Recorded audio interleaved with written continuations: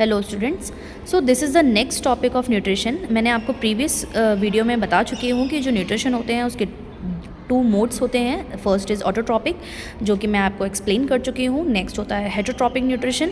अब देखिए heterotrophic nutrition क्या होता है। हेटरो का मतलब होता है डिपेंड, ट्रॉपिक का मतलब होता है मेक, यानी कि ऐसी प्रोसेस जिसमें ऑर्गेनिजम्स दूसरों पर डिपेंड होकर के अपना फूड यूटिलाइज करते हैं या बनाते हैं, ऐसी न्यूट्रिशन को हम क्या बोलते हैं, हेटरोट्रॉपिक न्यूट्रिशन बोलते हैं। अब देखिए, कुछ हमारे ऑर्गेनिजम्स होते हैं जो कि अपना खाना खुद बना लेते हैं, जैसे कि प्लांट्स, एल्गी हो गया, ठीक है। लेकिन कुछ ऐसे ऑर्गेनिज्म होते हैं जो अपना खाना खुद नहीं बना पाते हैं, जिनके अंदर ऐसी कैपेबिलिटीज़ नहीं होते हैं, ऐसे केमिकल्स नहीं होते हैं जिसकी वजह से वो खुद खाना प्रिपेयर कर सकते हैं। तो इसके अलावा तो दूसरा मोड क्या होगा, यानी कि वो खाना दूसरे से लेंगे, ठीक है। या तो पॉसिबिलिटी हो सकती है या तो खुद खाना बनाए या फिर दूसरों पे डिपेंड हो।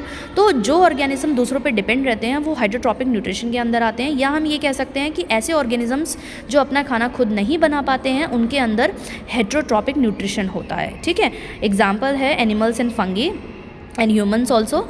तो जो हेटरोट्रॉपिक न्यूट्रिशन होते हैं आपने प्रीवियस क्लास में भी पढ़ा होगा।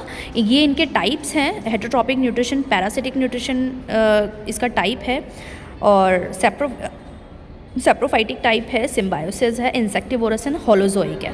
तो these are 5 types of heterotrophic nutrition जो कि आपको पता होने चाहिए, बहुत इंपॉर्टेंट है। इनकी शॉर्ट डेफिनेशंस आ जाती हैं विद एग्जाम्पल्स, एक नंबर 2 नंबर की डेफिनेशन और एग्जाम्पल्स आ जाते हैं, और डिफरेंस पूछ लेते हैं एक नंबर में, ठीक है। कि डिफरेंस बताओ कि सेप्रोट्रॉपिक और पैरासिटिक में क्या डिफरेंस होता है, या फिर एग्जाम्पल बताओ पैरासिटिक न्यूट्रिशन का।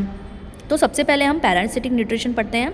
पैरासिटिक न्यूट्रिशन ऐसा न्यूट्रिशन होते हैं जो कि जिसमें कि जो ऑर्गेनिज्म होता है ना, वो किसी होस्ट पर डिपेंड रहता है, किसी होस्ट पर डिपेंड रहता है। फॉर एग्जांपल अगर हम प्लांट्स की बात करेंगे तो कस्क्यूटा, आपने अमर बेल का नाम सुना होगा, ठीक है। अमर बेल या कस्क्यूटा। अच्छा, अगर नहीं सुना है तो मैं आपको इमेजिन करवा सकती हूँ। जैसे कि सपोज़ करिए आप रोड साइड कभी भी ट्रैवल करते हो तो आपने कई ऐसे प्लांट्स देखे होंगे जिनके ऊपर ना वाइट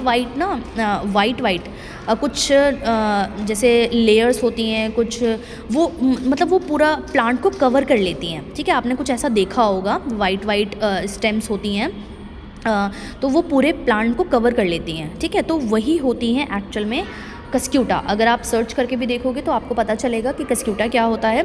तो कस्क्यूटा को हिंदी में अमरबेल कहते हैं। अब ये ना पैरासिटिक होता है। पैरासिटिक का मतलब क्या है, ये प्लांट्स पर ना रहता है, ठीक है। अब ये करता क्या है, प्लांट्स का सारा न्यूट्रिशन खुद ले लेगा। अब वो जो प्लांट से सारा न्यूट्रिशन अगर ये खुद ले लेगा तो क्या होगा, वो प्लांट तो मर जाएगा। अब प्लांट मर जाएगा और सारा न्यूट्रिशन खुद ले लेगा तो खुद की तो ग्रोथ हो जाएगी, यानी जो कस्क्यूटा होगा वो अपनी तो ग्रोथ कर लेगा, लेकिन जो जिस होस्ट पर वो डिपेंड होगा उसको वो ख़त्म कर देगा, ठीक है, धीरे धीरे ख़त्म कर देगा। नेक्स्ट आता है टिक्स। अब ये टिक्स क्या होती हैं, आपने देखा होगा जो गाय भैंस होती है ना, गाय भैंस के ना टीक्स होती हैं, छोटे छोटे वो आपने कीड़े देखे होंगे जो गाय भैंसों का खून पीते हैं, ठीक है। तो ये क्या करते हैं, होस्ट पर डिपेंड रहते हैं, क्योंकि जो हमारे कैटल्स होते हैं वो हमारे होस्ट हैं, और ये टीक्स क्या हैं, वो पैरासिटिक ऑर्गेनिज्म है, ठीक है। ये क्या करते हैं, उन ऑर्गेनिजम्स का यानी कि कैटल्स का क्या करते हैं, खून पीते हैं, और खून पी करके उनको, भाई जब उन ऑर्गेनिज्म का खून पिएंगे तो उनको अच्छा थोड़ा ना लगेगा, ठीक है। तो ये एग्जाम्पल है हमारा पैरासिटिक न्यूट्रिशन का। और एक और आपने देखा होगा लीचेस ह्यूमन बींग्स में, यानी कि जो जुएँ होती हैं ना, जो सर में होती हैं, वो भी एग्जाम्पल है हमारे पैरासिटिक न्यूट्रिशन का, क्योंकि जो लीचेस होती हैं वो भी ह्यूमन जो ब्लड होती है उसको लेती है, ठीक है। अब नेक्स्ट आता है सेप्रोफिटिक का मतलब होता है ना, सेप्रो का मतलब होता है रॉटन, मतलब सड़ती हुई चीज़ें। तो ऐसा न्यूट्रिशन जो होता है जब ऑर्गेनिज्म किसी डेड और डिकेइंग मैटर से अपना खाना गेट करते हैं, यानी कि जब चीज़ें सड़ जाती हैं, गल जाती हैं, उनसे वो खाना अपना प्रिपेयर करते हैं, तो ऐसे ऑर्गेनिजम्स में सेप्रोफिटिक न्यूट्रिशन होता है, ठीक है। जैसे फंगी हो गए, डीकम्पोजर्स हो गए। डीकम्पोजर का काम क्या है, ये आपको बहुत अच्छे से पता होगा कि जो डीकम्पोजर्स होते हैं वो इनऑर्गेनिक सब्सटेंस को ऑर्गेनिक में कन्वर्ट कर देते हैं और मिट्टी में ही मिला देते हैं, ठीक है। जैसे अगर कोई बॉडी है, अगर वो मर जाती है, या जो हमारे ये जो लिटर होता है, लिटर का मतलब होता है जो ये पेड़ पौधों की जो पत्तियाँ होती हैं जो गिर जाती हैं सूख करके, तो ये इन डिकम्पोजर्स का काम है इनको मिट्टी में मिला देना। यानी कि ये क्या करते हैं, डिकम्पोज करते हैं, उसे ब्रेक डाउन करते हैं और ब्रेक डाउन करके उसको मिट्टी में ही मिला देते हैं, उसका ऑर्गेनिक कंपाउंड बना देते हैं। ठीक है, फंगी का भी यही काम है। आपने देखा होगा कि फंगी जैसे मशरूम है, मशरूम आपने देखा होगा वो वहीं उगता है जहाँ पर कोई चीज़ें गड़ी सली होती हैं। ठीक है, तो ये क्यों होता है, क्योंकि वहाँ पर ही सैप्रोफिटिक न्यूट्रिशन होता है। ठीक है, तो फंगी और डिकम्पोजर्स के अंदर सैप्रोफिटिक न्यूट्रिशन होता है जो कि डेड एंड डिके और मैटर पर कंज्यूम करते हैं। ठीक है, नेक्स्ट इज सिम्बायोसिस। सिम्बायोसिस का मतलब होता है म्यूचुअल अंडरस्टैंडिंग, यानी कि म्यूचुअल रिलेशनशिप। अब आपने दो ऑर्गेनिज्म का नाम सुना होगा, फंगी एंड एल्गी, आपने सुना होगा दोनों का नाम, और आपने लाइकन का भी नाम सुना होगा कि ये 7th क्लास का टॉपिक है, आपने वहाँ पर भी पढ़ा होगा ये रिलेशन। तो अब सिम्बायोटिक रिलेशन क्या होता है, या सिम्बायोसिस एक ऐसा न्यूट्रिशन है जिसमें ऑर्गेनिज्म क्या करता है, म्यूचुअल अंडरस्टैंडिंग से, सॉरी ये जूम हो गई, तो म्यूचुअल अंडरस्टैंडिंग से क्या करता है, अपने खाने को गेन करता है। ठीक है, जैसे फंगी जो होता है ना, एल्गी से दोस्ती कर लेता है, या ये आपस में ना दोस्ती कर लेते हैं। क्यों? क्योंकि ये एक दूसरे पर डिपेंड रहते हैं। फंगी एल्गी पर डिपेंड रहता है और एल्गी फंगी पर डिपेंड रहता है। कैसे? जो फंगी होता है वो वाटर और मिनरल्स एल्गी को दे देता है। अब क्यों देता है? क्योंकि फंगी खुद खाना तो नहीं बना सकता, तो वो ऐसे पर्सन के साथ, यानी कि ऐसे ऑर्गेनिज्म के पास जाएगा जो कि उसको खाना बना करके दे दे। अब ये जो फंगी है ये तो डिपेंड है एल्गी पर, और एल्गी क्या होती है, इनमें क्लोरोफिल होती है, तो क्लोरोफिल के कारण ये ऑटोट्रॉप्स होते हैं, यानी कि ये अपना खाना खुद बना सकते हैं। तो जो एल्गी होता है वो इसको खाना प्रिपेयर करके फंगी को दे देता है। ठीक है, तो इस वजह से इन दोनों में रिलेशन बन जाता है, यानी कि फंगी जो होता है वो इनको फूड कह रही हूँ, वाटर और मिनरल्स दे देता है। ठीक है, और शेल्टर भी दे देता है, किसको? एल्गी को दे देता है, और एल्गी क्या करता है, बदले में उसको फंगी को फूड दे देता है। ठीक है, अब इसी तरीके से इनमें म्यूचुअल अंडरस्टैंडिंग होती है और ये लाइकन फॉर्म कर देते हैं, और ऐसे टाइप के न्यूट्रिशन को हम सिम्बायोसिस कहते हैं। Next is insectivorous nutrition. अब जैसे कि वर्ड से ही आपको समझ में आ रहा है, इंसेक्टिवोरस यानी ऐसे ऑर्गेनिजम्स जो कि इंसेक्ट्स खा करके अपना न्यूट्रिशन गेन करते हैं। ठीक है, जैसे एग्जांपल है पिचर प्लांट। पिचर प्लांट आपने सुना होगा। जो पिचर प्लांट होता है ना वो फुली इंसेक्टिवोरस होता है, यानी कि वो इंसेक्ट्स को खाता है। मिस्टल्टो होता है, मिस्टल्टो पार्शली होता है, यानी कि वो अपना खाना खुद बना लेता है जब उसके पास सनलाइट होती है, लेकिन जैसे ही उसकी सनलाइट उसके पास नहीं होती है, वो फोटोसिंथेसिस जब नहीं कर पाता है तो वो इंसेक्ट्स को खाने लग जाता है। यानी कि ये दोनों काम कर लेता है, ये फोटोसिंथेसिस भी कर लेता है और इंसेक्ट्स भी खा लेता है। लेकिन जो पिचर प्लांट होता है वो सिर्फ इंसेक्ट्स खा करके अपने न्यूट्रिशन गेन करता है। ठीक है, तो आई होप आपको इंसेक्टिवोरस भी समझ में आ गया होगा। Last is holozoic nutrition.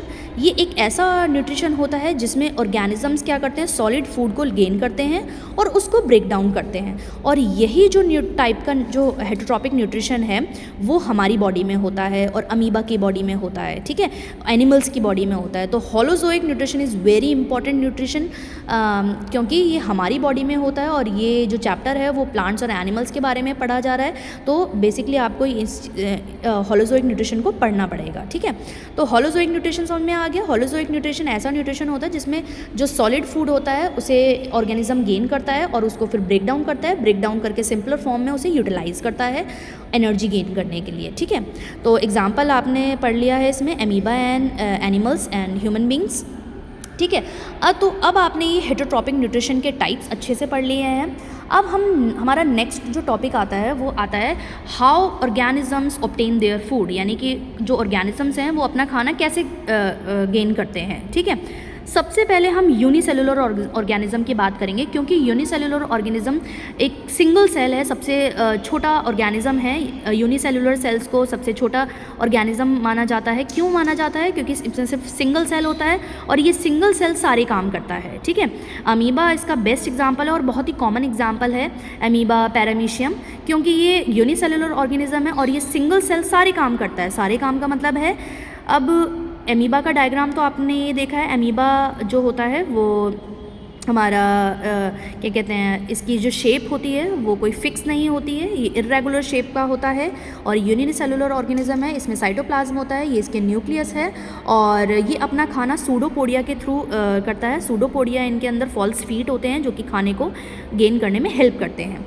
अब जो अमीबा है, जैसा कि मैं आपको बता ही चुकी हूँ, ये सब मैं आपको समझा ही चुकी हूँ, बट आपको ये डायग्राम बहुत अच्छे से करना है क्योंकि इसी सीक्वेंस में डायग्राम आपको बनाना भी पड़ेगा। First is nuclear amoeba. तो अमीबा का स्ट्रक्चर आपने देख लिया। अब सपोज़ करो उसके पास कोई फूड आया, उसने ये फूड देखा, तो अब एक्चुअल में इनकी आइज़ थोड़ी ना होती है, ना तो आइज़ होती है ना ईयर होता है, तो ये कैसे करते हैं? तो ये जब उन्हें फूड इनके आसपास आता है ना, तो ये क्या करते हैं, अपने जो फीट होते हैं ना, यानी कि इनके हाथ पैर भी नहीं होते हैं, तो ये अपने बॉडी से ना सूडोपोडियाज बनाते हैं। ठीक है, सूडोपोडिया आपको इस तरीके से दिखेगा, यानी कि एक ऐसी आउटग्रोथ बनाते हैं जिससे कि जो उनका फूड होता है ना, वो धीरे धीरे करके इनकी बॉडी में ही अंदर चला जाए। ठीक है, तो सूडोपोडिया बनाते हैं, फॉल्स फीट बनाते हैं। ये एक्चुअल में क्या होती है, ये सेल मेम्ब्रेन, जो इनके ऊपर जो मेम्ब्रेन होती है ना, जो अमीबा की सेल मेम्ब्रेन होती है, ये इसी का ही एक्सटेंशन होता है। यानी जब सेल मेम्ब्रेन एक्सटेंड हो जाती है ना, तो वो सूडोपोडिया फॉर्म करती है और वो हेल्प करता है फूड को गेन करने में, मतलब अंदर ले जाने में, इंगल्फ करने में। ठीक है, करेक्ट वर्ड इज़ इंगल्फ करने में हेल्प करता है। फिर होता क्या है, जब ये फूड अंदर चला जाता है तो क्या होता है, अमीबा के अंदर एंटर हो गया है और ये जो फूड होता है वो फूड वैक्यूल में जाएगा। फूड वैक्यूल में एक्चुअल में क्या होता है, फूड वैक्यूल में बहुत सारे एंजाइम्स होते हैं जो कि उस फूड को ब्रेक डाउन करते हैं। ब्रेक डाउन करने के बाद यहाँ पर फूड का मटेरियल जो होता है, पार्टिकल्स होते हैं, वो बहुत ज़्यादा होते हैं, तो वो पूरी बॉडी में थ्रू डिफ्यूजन प्रोसेस बाहर पहुँचाते हैं। आपने 9th क्लास में डिफ्यूजन पढ़ा होगा। डिफ्यूजन का क्या मतलब होता है, the transfer of particles from high concentration to the low concentration, या the movement of particles from high concentration to the low concentration. अब जब फूड वैक्यूल ने जो फूड पार्टिकल्स को मतलब फूड को ब्रेक कर लिया है, तो यहाँ पर जो फूड के पार्टिकल्स थे वो बहुत ज़्यादा हो जाएंगे। अब ज़्यादा होने की वजह से होगा क्या, ये उस तरफ जाने की कोशिश करेंगे जिस तरफ फूड पार्टिकल नहीं है। तो जो अमीबा की ये जो रेस्ट बॉडी है, यहाँ पर तो फूड नहीं है, लेकिन यहाँ पर है, तो मूवमेंट कहाँ होगी, हाई टू लो होगी। तो ये मूवमेंट क्या होगी, फूड वैक्यूल से थ्रू डिफ्यूजन प्रोसेस जो पार्टिकल्स हैं वो बाहर चले जाएंगे अमीबा की बॉडी में, और अमीबा में पूरी बॉडी में एसिमिलेट हो जाएंगे, यानी कि मिल जाएंगे, और जो अमीबा की बॉडी होगी वो उस फूड को अपने डिफरेंट प्रोसेसेस के लिए यूटिलाइज करेगी। ठीक है, तो ये पूरा प्रोसेस था। इस तरीके से ऑर्गेनिज्म जो होता है वो अपने फूड को ऑब्टेन करता है। अब ये सब एक्सप्लेनेशन यूनिसेलुलर के लिए थी। ठीक है, अब ये जो यूनिसेलुलर के लिए थे, अब मल्टी सेलुलर की बात करते हैं हम। ठीक है, तो न्यूट्रिशन जो मल्टी सेलुलर ऑर्गेनिज्म में होता है वो इन 5 मेन प्रोसेस के थ्रू होता है। तो न्यूट्रिशन में सबसे पहले फर्स्ट स्टेप होता है, हम इन्हें स्टेप्स भी कह सकते हैं कि न्यूट्रिशन का जो हमारी बॉडी में स्टेप्स होता है वो इस तरीके से ही होता है, कोई भी हम स्टेप को इधर उधर नहीं कर सकते हैं। तो फर्स्ट स्टेप होता है इंजेशन, सेकेंड होता है digestion, third absorption, fourth assimilation and fifth is egestion. तो इंजेशन का मतलब क्या होता है बेटा, देखो इन वर्ड्स का मैं इस तरीके से आपको मीनिंग बता दूंगी कि आपको लर्न करने की ज़रूरत ही नहीं पड़ेगी, रटने की ज़रूरत ही नहीं पड़ेगी, आपको सिर्फ और सिर्फ समझना है और सुनना है ध्यान से। तो इंजेशन इनका मतलब क्या होता है, अंदर। ठीक है, जब हम खाने को, यानी कि जब ऑर्गेनिज्म खाने को अंदर लेता है, इनटेक करता है, इनटेक ऑफ फूड करता है, तो उस प्रोसेस को हम इंजेशन कहते हैं। यानी जब हम खाने को अपने माउथ में लेते हैं तो उस प्रोसेस को इंजेशन कहते हैं। क्या कहते हैं, इंजेशन। अब सेकंड आता है हमारा डाइजेशन। डाइजेशन का मतलब क्या होता है, डाई का मतलब होता है टूटना, ब्रेक डाउन करना, यानी कि break down of complex food. जब हमने उस खाने को चबाया, हमारी बॉडी जब उस खाने को चबाती है ना, तो डाइजेशन होना स्टार्ट हो जाता है, तो उस प्रोसेस को हम डाइजेशन कहते हैं। यानी कि the break down of complex food is called digestion. Next आता है एब्जॉर्प्शन। अब देखो हमने फूड को अंदर ले लिया, फिर वो हमारा फूड ब्रेक डाउन भी हो गया। अब जब ब्रेक डाउन हो गया तो उसका काम क्या है, एब्जॉर्ब होना, यानी कि हमारी बॉडी उसे अब एब्जॉर्ब करने की कोशिश करेगी। ठीक है, एब्जॉर्ब करने की कोशिश करेगी the movement of digested food. अब एसिमिलेशन का मतलब क्या होता है, अब जो हमारी बॉडी में जो फूड पार्टिकल्स हैं, जो डाइजेस्टेड फूड है, वो सारा एब्जॉर्ब होने की कोशिश करेगा। तो जब हमारी बॉडी उसे एब्जॉर्ब कर लेगी, तब इसके बाद क्या होगा, हमारे सारे जो हमारी बॉडी के पूरे सेल्स हैं, उन तक वो जो फूड पार्टिकल्स हैं या जो एनर्जी है वो वहाँ तक पहुँचाएगी। ठीक है, जब तक हमारी बॉडी के एवरी सेल को वो फूड पार्टिकल ना मिल जाए, ठीक है, तब तक हमारी बॉडी उसे एनर्जी नहीं गेन कर सकती, क्योंकि तब तक रेस्पिरेशन नहीं होगा। तो एसिमिलेशन का मतलब क्या होता है, जब हमारी बॉडी में जो फूड पार्टिकल्स हैं जो कि एब्जॉर्ब हुए हैं वो सारे एसिमिलेट ना हो जाए, यूटिलाइज ना हो जाए, यानी जब तक हमारी बॉडी उसे यूटिलाइज नहीं करेगी तब तक एसिमिलेशन नहीं होगा। ठीक है, लास्ट होता है, अगर हमारी बॉडी उसे यूटिलाइज़ कर लेती है तो लास्ट में वो जो वेस्ट पार्ट होता है, यानी कि हमारी बॉडी को जो ज़रूरत नहीं होती है, फूड में से ऐसे बहुत सारी चीज़ें होती हैं जो कि हमारी बॉडी को ज़रूरी नहीं होती है, तो उसे हमारी बॉडी से बाहर निकालना होता है और उस प्रोसेस को हम इजेशन बोलते हैं। क्या बोलते हैं? इजेशन। तो आई होप आपको ये 5 स्टेप्स पता चल गए होंगे। इंजेशन मतलब खाने को लेना, डाइजेशन मतलब खाने का ब्रेकडाउन, ब्रेकडाउन के बाद खाना एब्जॉर्ब होगा, एब्जॉर्ब होने के बाद वो पूरी बॉडी में मिलेगा, मिलने के बाद वो जो वेस्ट होगा वो बाहर बॉडी से रिमूव हो जाएगा। ओके, तो आई होप आपको ये पूरी एक्सप्लेनेशन समझ में आ गई होगी। अब नेक्स्ट जो मैं वीडियो सेंड करूँगी उसमें न्यूट्रिशन एंड ह्यूमन बीइंग के बारे में करूँगी।